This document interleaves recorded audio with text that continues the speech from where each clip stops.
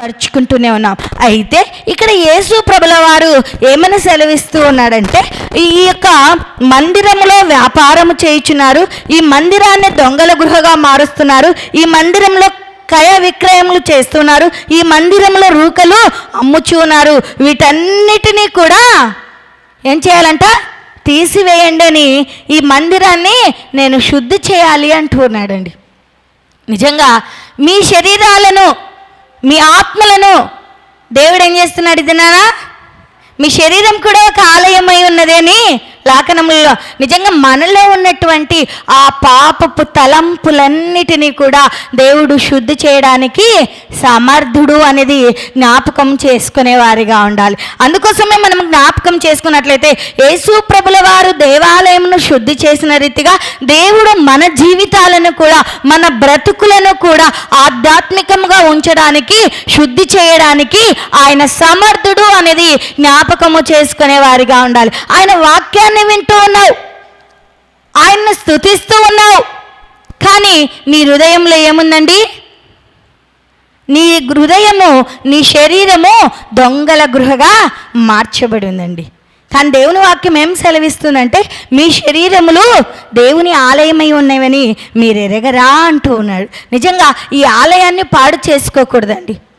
హృదయ శుద్ధి గలవారు ధన్యులు, వారు దేవుణ్ణి చూచెదరు అని లేఖనములలోనే. అయితే మన హృదయం ఎలా ఉండాలంటే శుద్ధిగా ఉండాలి. మన హృదయం ఎలా ఉండాలంటే కల్మషము లేనిదిగా ఉండాలి. మన హృదయం ఎలా ఉండాలంటే పవిత్రతతో కూడినదిగా ఉండాలి. మన హృదయంలో అపవిత్రతకు చోటు ఇవ్వకూడదండి. క్రైస్తవులే, విశ్వాసులే, దేవుని బిడలే అయినప్పటికీ ఏం చేస్తున్నారు?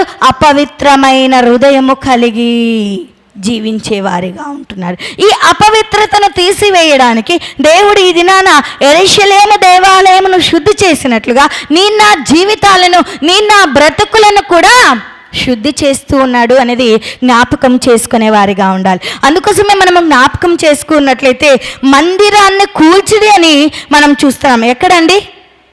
ఇప్పుడే నేను రెఫరెన్స్లు చెప్పాను, మీరు రాసుకున్నారో లేదో. యోహాను సువార్త 2వ అధ్యాయము 19వ వచనానికి ఒకసారి వెళ్దామండి. యోహాను సువార్త 2వ అధ్యాయము 19. యేసు ఈ దేవాలయమును పడగొట్టుడి,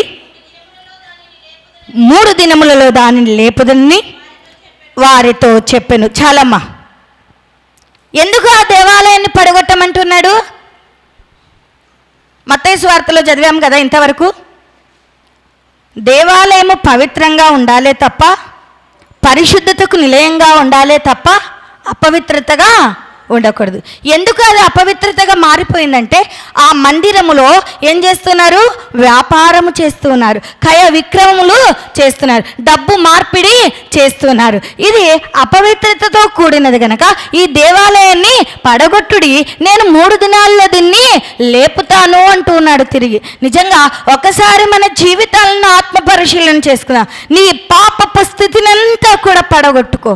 దేవుడు నిన్ను కొత్త జీవితముతో నింపబోతూ ఉన్నాడు అనేది జ్ఞాపకం చేసుకునే వారిగా ఉండాలి. అందుకోసమే మనం జ్ఞాపకం చేసుకున్నట్లయితే అక్కడ ఈ మందిరాన్ని కూల్చుడి, ఈ మందిరము నేను 3 దినాల్లో లేపుతానని ఆధ్యాత్మిక అర్థాన్ని మనకు తెలియచేస్తుంది. అయితే మందిరము యొక్క ప్రాముఖ్యత ఏమిటంటే, ఇది పవిత్రమైన స్థలముగా ఉందండి. దాని యొక్క ప్రాముఖ్యత ఏంటంటే, ఇది మందిరము పవిత్రమైన స్థలముగా ఉంది. ఈ మందిరములో దేవుణ్ణి మాత్రమే మహిమపరచాలి, కానీ క్రయ విక్రయములు చేయకూడదు, వ్యాపారము చేయకూడదు, దొంగల గృహముగా మార్చకూడదు, డబ్బును ఏం చేయకూడదు? పంపిణీ చేయకూడదంట. ఇవి నా మాటలు కాదండి, లేఖనములలోనే నేను తెలియజేస్తున్నాను. కానీ ఒక్కసారి మన జీవితాలను, మన బ్రతుకులను, మన పరిస్థితులను కూడా ఆత్మ పరిశీలన చేసుకో. దేవుడు ఈ దినాన యెరూషలేమునకు జయప్రవేశం జరిగించిన తర్వాత ఆ యెరూషలేము దేవాలయంలో శుద్ధి చేశాడు. అక్కడ ఏం జరుగుతుంది? వ్యాపారం జరుగుతుంది.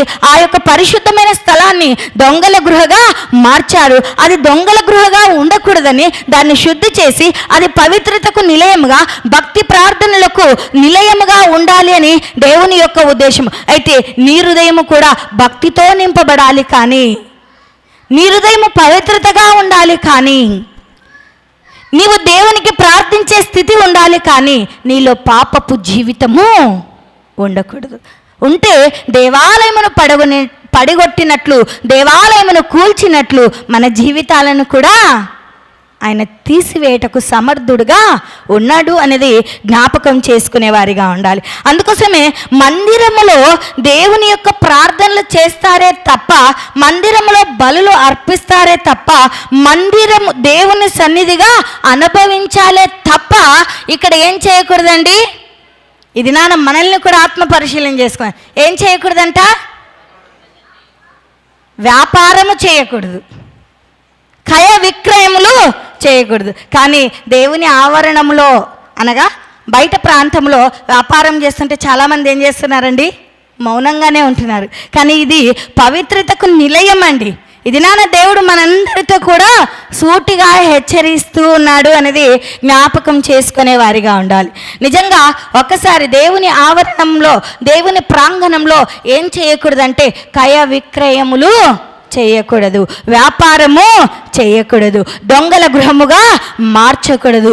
దేవుని మందిరము సమస్త జనులకు ప్రార్థనా మందిరము అనబడును అని లేఖనములలోనే మనం చూస్తున్నాం. నా మందిరము ప్రార్థనా మందిరము అనబడును అని లేఖనములలోనే మనం చూస్తాం. అయితే మన హృదయము శుద్ధిగా ఉండాలంట. దేవుని మందిరము శుద్ధిగా ఉండాలి. దేవుని మందిరంలో దేవుణ్ణి ఆరాధించేవారు కూడా శుద్ధ హృదయము కలిగి ఉండాలి. అందుకోసమే భక్తులు చాలా చక్కగా పాట పాడతారు. ఏ పాట అండి? శుద్ధ హృదయము నాకు కలగ చేయి ప్రభువా అని పాడతారు. నిజంగా నీలో శుద్ధ హృదయం ఉందండి? ఒకసారి ఇది ఆత్మ పరిశీలన చేసుకుందాం. మన జీవితాలను సరిచేసుకునే వారిగా ఉండాలి అని ప్రభు నామంన తెలియజేస్తున్నా. అందుకోసమే మనం జ్ఞాపకం చేసుకున్నట్లయితే దేవుని మందిరము లాంటిదే మన శరీరము. మనము ఎలా ఉండాలంటే మంచి జీవితము గడిపే వారముగా ఉండాలంట. గడుపుతున్నారండి మంచి జీవితాన్ని? గడుపుతున్నారా లేదా? ఏంటి పాస్టర్ అమ్మా, మేమైతే బాగానే ఉన్నాము, మంచి జీవితాన్ని గడపడం లేదంటారా? హృదయంలో కల్మషం, హృదయములో పాపము, హృదయంలో ద్వేషము, హృదయములో దేవునికి స్థానాన్ని ఇవ్వకుండా లోకానుసారమైన మనుషులకు స్థానాన్ని ఇస్తున్నారు. నీ హృదయం దేవుని ఆలయం అయింది, నీ హృదయంలో ఏం చేస్తున్నావు? క్రయ విక్రయములు చేస్తూనే ఉన్నామండి. మార్పిడి చేస్తున్నా, డబ్బు మార్పిడి చేసినట్లు మనుషులను మార్పిడి చేస్తూనే ఉన్నావు. వారి బొమ్మను వీరి బొమ్మను పెట్టుకుంటారు. నిజంగా నువ్వు మంచి జీవితము గడపాలని దేవుని యొక్క కోరిక అండి. నువ్వు మంచిగా బ్రతకాలని దేవుని యొక్క ఉద్దేశం అండి. కానీ నీ జీవితంలో ఏం లేదండి, మంచితనము ఏ కోసానా కూడా లేదండి. నిజంగా ఆయన మంచి శుభ శుక్రవారానికంటే ముందు ఈ యొక్క కార్యక్రమములన్నీ కూడా చేశాడు. అయితే దేవాలయమును శుద్ధి చేశాడు. మార్గ మధ్యలో వెళుతూ ఆయనకు ఆకలి వేసినప్పుడు ఆయన ఆ చెట్టు దగ్గరికి వెళ్ళినప్పుడు ఎలాంటి ఫలములను లేవు. చూడడానికి మన జీవితాలు కూడా అంతేనండి. చూడడానికి చక్కగా ఉన్నావు, ఫలించలేని స్థితి ఆత్మీయతలో. ఆధ్యాత్మికంగా నువ్వు ఎదగలేని స్థితి, మానసికంగా నువ్వు కృంగిపోతూనే ఉన్నావు. నీ స్థితిగతులను నువ్వు మార్చుకునే వారిగా ఉండాలి అని కూడా ప్రభు నామంన తెలియజేస్తున్నా. నిజంగా ఒక్కసారి మన జీవితాన్ని మనము ఆత్మ పరిశీలన చేసుకునే వారిగా ఉండాలి. అందుకోసమే భక్తులు దేనితో సంబంధం పెట్టుకోవాలంట? దేవునితో సంబంధం ఉందా అండి? ఉందా లేదా? ఎవరితో సహవాసం చేయాలంట? యోహాను గారు చాలా చక్కగా తండ్రితోనూ ఆయన కుమారుడైనటువంటి యేసుక్రీస్తుతోనూ మంచి సహవాసం చేశాడు, మంచి సంబంధం కలిగి జీవించాడు. ఇది దేవుడు నన్ను కూడా కోరుకుంటున్నాడు. ఏమని దేవునితో, భక్తులు దేవునితో సంబంధాన్ని పెంచుకునే స్థలము ఏదైనా ఉంది అంటే దేవుని మందిరమేనండి. కానీ ఈ మందిరంలో ఏం చేస్తున్నాడు? పాపపు జీవితాన్ని గడుపుతూ ఉన్నారండి. ఈ మందిరంలో ఏం చేస్తున్నారు? కల్మషమైనటువంటి బ్రతుకులను జీవిస్తున్నారండి. నిజంగా ఇది ఒక్కసారి హృదయ శుద్ధి చేసుకున్నప్పుడే నువ్వు దేవుని రాజ్యాన్ని స్వతంత్రించుకుంటావు. హృదయమును సరి చేసుకున్నప్పుడే నువ్వు దేవుణ్ణి ఆరాధించే బిడగా ఉంటావు. నువ్వు హృదయం శుద్ధిగా లేకపోయిందనుకో దేవుని రాజ్యాన్ని స్వతంత్రించుకోలేదండి. నువ్వు దేవునితో సంబంధం పెట్టుకోకుండా ఈ మందిరంలో లోకంలో లోకిష్టానుసారమైన వాటితో సంబంధం పెట్టుకున్నాననుకో మందిరమును కూల్చినట్లుని నా బ్రతుకులను కూడా కూల్చివేస్తాడండి. ప్రియ దేవుని బిడలారా, ఒక్కసారి మన ఆత్మలను పరిశీలన చేస్తున్నాం. నిజంగా ఇది పరిశుద్ధమైన వారం అండి. ఈ పరిశుద్ధమైన వారంలో యేసు ప్రభుల వారు ఎందుకు దేవాలయంను శుద్ధి చేశాడు అంటే ఆ పాడైనటువంటి స్థలాన్ని, ఆ పాడైనటువంటి మందిరాన్ని పవిత్రతగా మార్చడానికి ఆయన దేవాలయంలో ప్రవేశించి ఆ ప్రాంగణాన్నంతా కూడా శుద్ధి చేసినట్లు మనం చూస్తున్నాం. ఆ ప్రాంగణాన్నే కాదు కానీ విశ్వాసి యొక్క హృదయమును కూడా దేవుడు శుద్ధి చేస్తూ ఉన్నాడు అనేది జ్ఞాపకం చేసుకునే వారిగా ఉండాలి. నిజంగా నీ హృదయం శుద్ధిగా ఉందండి? ఇది నన్ను ఎప్పుడు పరిశీలన చేసుకున్నా. శుద్ధిగా ఉందా? నా హృదయం శుద్ధిగా ఉంది, ఎవరికి నా హృదయంలో చోటు లేదు అన్న వాళ్ళు ఒక్కసారి చేతులు ఎత్తండి. అవివేక జనుల, సిగ్గుమాలిన జనులారా అంటున్నారు. ఎంత అవివేకం ఒక్కసారి జ్ఞాపకం చేసుకోండి. దేవునికి తప్ప చోటు వేరెవ్వరికి ఇవ్వకూడదు. అనుకోవచ్చు, అబ్బా నా భర్తకి కదా, దేవునికన్నా నీకు ఈ లోకంలో ఎక్కువైనది ఏదీ లేదు. దేవుని తర్వాతే అది భర్త అయినా, పిల్లలైనా, భార్య అయినా. కాబట్టి దేవుణ్ణి నువ్వు ఆరాధించే బిడగా ఉండాలి. నీ హృదయంలో దేవునికి మాత్రమే చోటు ఇవ్వాలి. అందుకోసమే భక్తులు పాట పాడతారు కదండి. ఏం పాట పాడతాడు? చాలాసార్లు నేను కూడా పాడుతుంటాను. హృదయమనెడు తలుపు నొద్ద యేసునాదుండు, నిలచి సదయుడగుచు తాట్టుచుండు సకల విధములను. హృదయమనెడు తలుపు నొద్ద యేసునాదుండు, నిలచి సదయుడగుచు దాటుచుండు సకల విధములను. అనేక విధాలుగా నీ హృదయం దగ్గర నిలబడి దేవుడు నీ హృదయ వాకిళ్లను తడుతూ ఉంటే నువ్వేం చేస్తున్నావండి? వేరే వారికి చోటిచ్చి దేవునికి నీ హృదయంలో చోటు ఇవ్వలేని స్థితిలో ఉంటున్నావు. ఎంత దౌర్భాగ్యమైన స్థితిలో చూడండి. భక్తులు కూడా చాలా చక్కగా పాట పాడతారు. మందిరమును చూడకూడదా, దేవాన్ని మందిర ఆవరణములను చూడకూడదా. ఆంధ్ర క్రైస్తవ కీర్తనలోనే ఎక్కువగా పాటలు ఉంటాయండి. ప్రైవేట్ సాంగ్స్లో ఏవి కూడా చూడగోరేదా దేవ మందిరావరణములను చూడగోరేదా, చూడగోరేదా దేవ మందిరావరణములను చూడగోరేదా. ఆయన మందిర ఆవరణం చూడాలే తప్ప నువ్వెవరిని చూస్తున్నావండి? ఇది నువ్వు పరిశీలన.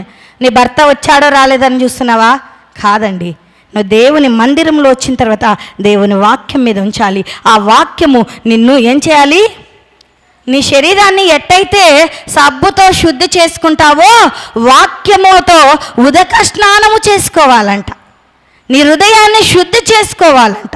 కానీ మానవులమైన మనం ఏం చేస్తున్నామంటే వాక్యముతో ఉదక స్నానము చేయలేని హృదయానికి శరీరానికి పట్టిన మలినాన్ని తొలగించుకుంటున్నావు. ప్రతిరోజు స్నానం చేసి నీ యొక్క హృదయానికి పట్టిన మలినాన్ని తొలగించుకోలేని స్థితిలో ఉంటున్నావు. అందుకోసమే హృదయము శుద్ధిగా ఉంచుకోవాలి, దేవుని మందిరాన్ని పవిత్రముగా ఉంచుకోవాలని తెలియజేస్తూ దేవుడు చిన్ని వాక్యాన్ని మనందరి వినికిడిలో దీవించి ఆశీర్వదించునుగాక. క్రీస్తునందు ప్రేమైన దేవుని బిడలారా, ఇంతవరకు చక్కని వాక్యం అందించిన పాస్టమ్మ గారికి పదివందలు తెలియజేస్తూ ఉన్నాం. విన్న వాక్యాన్ని విని విడిచిపెట్టక దేవుని యొక్క వాక్యానుసారముగా దేవుని యొక్క చిత్తానుసారముగా మనమందరము జీవించినట్లుగా బ్రతుకున్నట్లుగా ప్రభు యొక్క సన్నిధిలో ప్రార్థన చేసుకుందాం. అందరం తల ఉంచి ఉండగా ప్రార్థన. దేవా నీకు స్తోత్రం. ఇంతవరకు నీ వాక్యాన్ని విన్న వాక్యాన్ని విని విడిచిపెట్టక నీ వాక్యానుసారముగా నీ చిత్తానుసారంగా నడుచుకునే కృపా భాగ్యమును మాకును అయ్యా మా కుటుంబాలకు మా సంఘమునకు మీరు ప్రసాదించుమని ఆ దేవా దేవుణ్ణి వేడుకుంటూ ప్రార్థిస్తూ మనము దేవుని సమర్పించుకొని ప్రార్థన పూర్వకంగా మనం ముందు కొనసాగుదాం అని ప్రార్థిస్తూ ఉంటుండగా ప్రార్థన మన మధ్యలో ఉన్న మేరమ్మ గారు ఈ సమయంలో వాక్య పలింపు కొరకు మనకు వచ్చి ప్రార్థన నడిపిస్తారు.